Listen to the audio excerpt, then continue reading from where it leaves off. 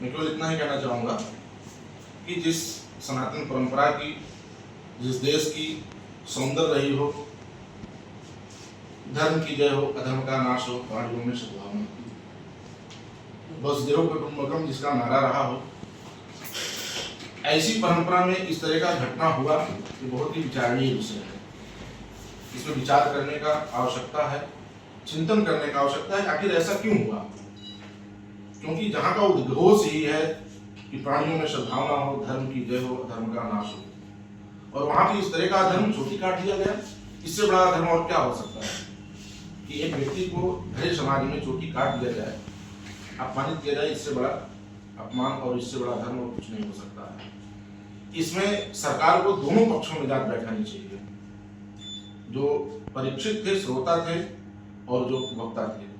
क्योंकि किसी भी कथा की तैयारी 2 दिन, 4 दिन, 5 दिन में नहीं होती है, पूर्व से होती है। महीना 2 महीना पूर्व से उसकी तैयारी होती है। कथावाचक के पास जाते हैं, अगर छोटा कथावाचक है तो उससे निवेदन किया जाता है, बड़े कथावाचक है तो 2-2 वर्षों पूर्व उनसे समय लेना पड़ता है। ऐसी स्थिति में वहाँ कथा करने के लिए संत मणि यादव और मुकुट मणि ये लोग जो आए और उनके साथ एक घटना हुई, ये हमारे अपने व्यक्तिगत विचार है कि ये सुनियोजित है पूर्व से ही। क्योंकि इससे पहले भी एक दुर्घटना समाज में हुई थी, दलित बनाम क्षत्रिय, और वहां पर ये लोग असफल हो गए। उसके बाद इन लोगों ने ये दूसरा कदम उठाया, ब्राह्मण बनाम यादव, क्योंकि उस क्षेत्र में दलित कम यादव अधिक हैं। और मैं आपको एक चीज और बताना चाहूंगा, मैं उस क्षेत्र में बहुत ज्यादा जाता हूँ। इटावा, आगरा, मैनपुरी, उरई, जालौन, इन सब क्षेत्रों में हमारा बहुत जाना होता है, क्योंकि अपने बहुत लोग वहाँ जुड़े हुए हैं। तो वहाँ आपको मैं सैकड़ों कथावाचक, गोल्डी यादव शास्त्री लिखती हैं, सुडी यादव शास्त्री लिखती हैं, एक वो क्या नाम है, हेमराज यादव शास्त्री लिखते हैं। ऐसे सैकड़ों कथावाचक उस क्षेत्र में आपको इस वर्ग से मिलेंगे। उनके साथ कभी कोई दुर्घटना क्यों नहीं हुई? हर समाज में जाते हैं, ब्राह्मणों के यहाँ जाते हैं, क्षत्रियों के यहाँ जाते हैं और सामूहिक कार्यक्रम करते हैं। उनके साथ कोई दुर्घटना आज तक क्यों नहीं हुआ? ये विचारणीय विषय है। वो भी कथा करेगा तो समाज में यही होगा जो अभी हो रहा है। क्या कथा करने की योग्यता उनके अंदर थी? इस पर विचार करने की जरूरत है। वो क्या शास्त्र जानते थे, शास्त्र का अध्ययन किया था, कहीं वो दीक्षा लिए थे? इस पर विचार करने की बहुत ज्यादा आवश्यकता है। यदि वो उसके अधिकारी नहीं है, यदि उनके पास ज्ञान नहीं है, फिर भी कथा कर रहे हैं, तो समाज में इसी तरीके से जो है द्वेष फैलेगा, आपस में सभी लोग बटेंगे। ये जातिगत मुद्दा नहीं है, यह जो है अब शास्त्र पढ़ने के लिए, वेद पढ़ने के लिए सभी को अधिकार हो, ये जरूरी है। लेकिन जो है उसकी जो शुद्धता है, आप वेद पढ़ रहे हैं, वेद पढ़ने के लिए त्रिकालज्ञ संध्या करना चाहिए, गायत्री जप करना चाहिए, यज्ञोपवीत संस्कार होना चाहिए। क्या आप यज्ञोपवीत संस्कार न करें, संध्या न करें, अपने गुरु परंपरा को न माने, गायत्री न जपे? बहुत सारी कथा हर जगह लोग कह रहे हैं, हर जगह समस्याएं नहीं है, लेकिन एक जगह ये ऐसी समस्या घटी तो घटने के रीजन क्या था? और जो हमने देखा है उसमें कुछ चीज़ें ये हुई कि कुछ कथावाचक जो थे तो अपनी आईडी छुपाई हो। अगर आप सत्य हो तो आपको अपनी आईडी छुपाने की कोई आवश्यकता नहीं है। अगर आप भगवत प्रेमी हैं, भगवत शरण में हैं, तो आप आईडी छुपा के क्यों जा रहे हैं? आप अपनी आईडी लेके जाइए, कहीं मनाही नहीं है। दूसरी चीज़ जो सुनने में आया कि कुछ छेड़छाड़ की घटना हुई थी, औरतों से ये कहा गया कि वो खुद उनको भोजन कराए। हमारे कौन से शास्त्र में हम भी जाते हैं, हमारे 2 लाख अलग शिष्य हैं, कहीं पे भी आते हैं, सभी पैर छूते हैं, लेकिन कभी हम ये नहीं कहते कि घर की औरतें हमको अपने हाथ से भोजन कराएं। तो ये जो उन्माद हुआ है।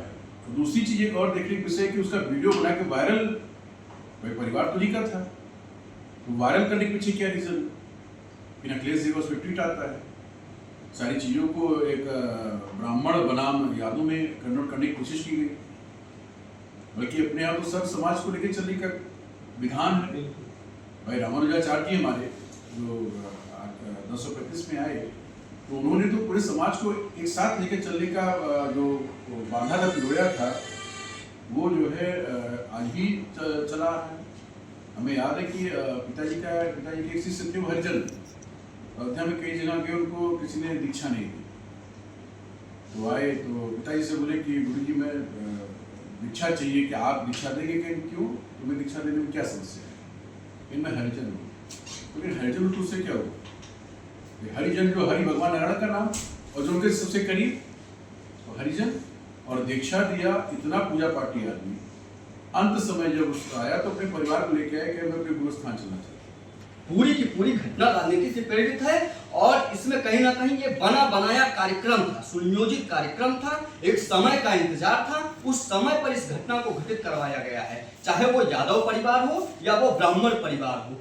दोनों के दोनों किसी राजनीतिक पार्टी के कार्यकर्ता के रूप में कार्य कर रहे हैं और पीछे से ये जो दंगाई, ये जो हमलावर हैं जिन्होंने गांव पर हमला किया है, ये लोग माहौल खराब करवाने के लिए काम कर रहे हैं। इन सारे लोगों को चिन्हित किया जाना चाहिए और इस घटना का गहन जांच होना चाहिए। कोई सामान्य घटना नहीं है, एक बहुत बड़े वर्ग को सीखा काटकर ये सीधे संदेश दिया गया है कि उसे मुसलमान बना दिया जाए और अपनी राजनीतिक महत्वाकांक्षा को साधा जाए और कैसे राजनीतिक सीट को प्राप्त कर लिया जाए, कैसे पदस्थ हो जाया जाए उस पद पर जिसके अयोग्य हैं वो लोग, जो वहां कभी भी बैठे, जो हिंदू समाज उनको बैठने नहीं देना चाहता है, जो हिंदू तो हैं पर हिंदू का काम नहीं करते हैं, कभी भी हमेशा विघटन की स्थिति पैदा करते हैं। इसको रोका जाना चाहिए। मैं सरकार से आग्रह करता हूं कि समय रहते इसकी गहन जांच होनी चाहिए। इसे मामूली घटना के रूप में नहीं देखा जाना चाहिए। जिस प्रकार से आज स्थिति बनी हुई है, आप सोशल मीडिया से लेकर धरातल तक देख लीजिए, बच्चों तक के अंदर विमर्शता भर गया है। आप देखेंगे तो यादव समाज और ब्राह्मण समाज के परिवार के बच्चों तक पे सोशल मीडिया पर इस पे वार हो रहा है। इसको तत्काल प्रभाव से रोका जाना चाहिए। और मैं तो विनम्र निवेदन करता हूं, अयोध्या से मैं दिवाकराचार्य महाराज सत्य सनातन धर्म प्रचारक, कि जो हमारे अपने बच्चे हैं, वो चाहे यादव समाज से आते हो, चाहे ब्राह्मण समाज से आते हो, चाहे क्षत्रिय समाज से आते हो, अन्य किसी जाति समुदाय मत मजहब मतांतर से आते हो, हमारा राष्ट्र सर्वोपरि है। हम जिस देश जाति धर्म में जन्म लिए हैं, हमें उस पर स्वाभिमान है, गर्व है, हम उस पर समर्पित हैं। कोई भी व्यक्ति किसी भी प्रकार से कोई भी षड्यंत्र करता है तो ये हमारा भी कर्तव्य बनता है कि हम उसका विश्लेषण करें और शायद हमारी बुद्धिमत्ता का, हमारे बुद्धिजीवी होने का यही प्रमाण है। अगर हम गधों की तरह लड़ने पर उतर आते हैं जाति के नाम पर, मजहब के नाम पर, पंथ के नाम पर, धर्म के नाम पर, तो सर्वाधिक नुकसान इस राष्ट्र का होता है, इस प्रदेश का होता है। कि बिना गुरुमुख हुए अगर एक श्लोक भी कोई व्यक्ति बोल रहा हो तो चोरी का अपराध लगता है। बिना गुरुमुख हुए कोई चौपाई, श्लोक, मंत्र कुछ भी उच्चारण नहीं करने का अधिकारी माना गया है। अयोध्या जी हो अथवा वाराणसी है, वृंदावन है, जो भी हमारे पौराणिक तीर्थ स्थल है, वहाँ पे एक परंपरा रही है श्रीमद् भागवत महापुराण पढ़ने के, जो है श्री रामचरितमानस के स्वाध्याय की उसका एक क्रम भी है कि किस तरह से गुरु परंपरा में पढ़ा है। हम जिनसे पढ़े हैं वो अपने गुरुजी से पढ़े, वो अपने गुरुजी से, एक आदिकाल से परंपरा चली आ रही है। वर्तमान में जो इटावा वाले कथावाचक एक पढ़े कहा है, और वही नहीं, आज समाज में जो है गांव देहात में जो है एक से एक जो मन हुआ, जैसे मन हुआ वैसे तिलक लगा लिए, जैसे मन हुआ वैसे दाढ़ी बाल रख लिए, प्रतिदिन सेविंग करा करके। वो तो खैर छोटे कथावाचक है, जो है इंटरनेशनल कथावाचक लोग जो प्रतिदिन सेविंग करा करके जो बैठ रहे हैं व्यास गद्दी पे, ये सब कहाँ की मर्यादा है। तो सबसे पहले तो इसमें बातें होनी चाहिए कि समाज को भी जागरूक होने की आवश्यकता है और हम लोगों का भी कर्तव्य है, जो भी संत परंपरा से या आध्यात्मिक पीठ पे बैठे हुए हैं, उन सब का कर्तव्य है कि यह जागरूकता होनी चाहिए कि जो जब कभी भी अगर कोई कथावाचक को बुलावे तो कोई गुरु परंपरा से पढ़े हुए होने चाहिए। जाति की भी बात बाद में है। जाति को बहुत सारे ऐसे संतों का, विद्वानों का और लोगों का अपना अपना मत है कि व्यासपीठ पे ब्राह्मण जाति से ही बैठ सकते। बहुत सारे विद्वानों का अपना मत है, अपने हमारे ऋषियों का ऐसा विचार है कि जो है ठीक है, भगवान की कथा है तो सब कोई कहे। आदि गुरु हमारे श्री रामानंदाचार्य भगवान भी जगत गुरु जी कि सर्व प्रपत्तिरधिकारिणः सदा, उनका यह महावाक्य है कि सकता सकता नित्य रंगिण, कि प्रपत्ति मार्ग का सब अधिकारी। वो कभी किसी से कोई जाति नहीं पूछता है। दूसरी बात है कि जो राजनीति करने वाले लोग हैं वो तुरंत पहले जाति पूछेगा, और कोई मामला नहीं आएगा तो इनको जाति में पीछे कर देंगे या किसी उसमें विभेद करके पीछे कर देंगे। ये इटावा में जो भी मामला हुआ है वो सोच समझ करके किया गया है, क्योंकि वो उनके ही ब्लॉक के हैं, सुनने में ऐसा आया है। और उनके ब्लॉक के ही तो वो जान नहीं रहे कि वो फलाने सिंह यादव हैं कि क्या हैं, कथावाचक हैं तो कहाँ से पढ़ के आए हैं। हर व्यक्ति, यहाँ भी हर व्यक्ति, हर महंत के बारे में जानता है, कौन महंत किस बिरादरी का ये भी जानता है ना। जब समय आता है वो अपने फायदे के लिए कहीं जहाँ देखेगा अपना फायदा हो ना तो उसकी कमेंट कर देगा धीरे से, वो अपने लोगों में करेगा, दूसरे के सामने नहीं करेगा, ठीक ना, ताकि हमारी वो बनी रहे अपनी प्रतिष्ठा।